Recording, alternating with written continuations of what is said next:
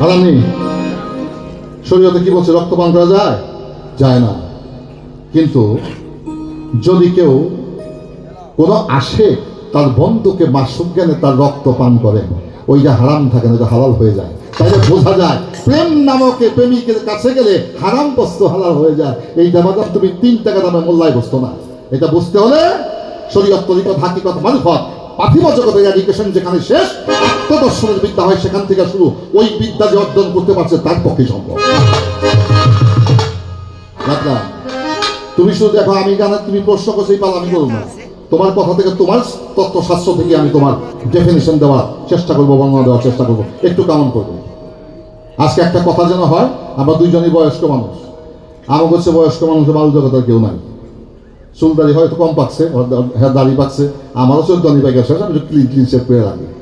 মায়ের কাছে কইছি, মা দাড়ি রাখুন, ধুরোপুত আমি থাকতে তুই দাড়ি রাখবে কেন? রাখি দাড়ি রাখি না, আমি দেবার সে বিশ্বাস করি না। যা হোক, এবার স্বামী স্ত্রী দুগ্ধপান করা শরীয়তে হারাম। কি হারাম নাকি না হালাল? হারাম।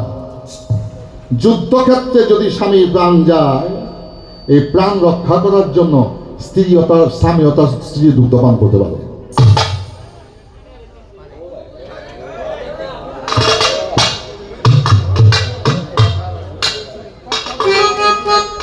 আপনাদের এলাকায় বহু গান হয়, আমি সবচেয়ে নগণ্য গায়ক, তবে আমি বাউল গানটাকে অন্যভাবে গাওয়ার চেষ্টা করি।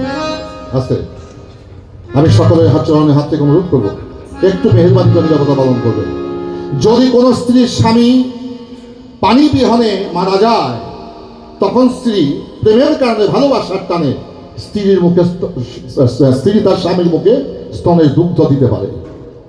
তাহলে বোঝা গেল প্রেমিকের কাছে হারাম বস্তুটা হালাল হয়ে যায় যদি প্রেম ভালোবাসা থাকে। এই ভালোবাসাটা হচ্ছে বিষয়। God is love, love is god. প্রেমী পরম, পরমই প্রেম। এই প্রেম দর্শনটাকে যে না বুঝে, তার শরীয়ত, তরিকত, হাকিকত, মারুফত সব কিছুই মিথ্যা, কোনো ধর্মই নাই।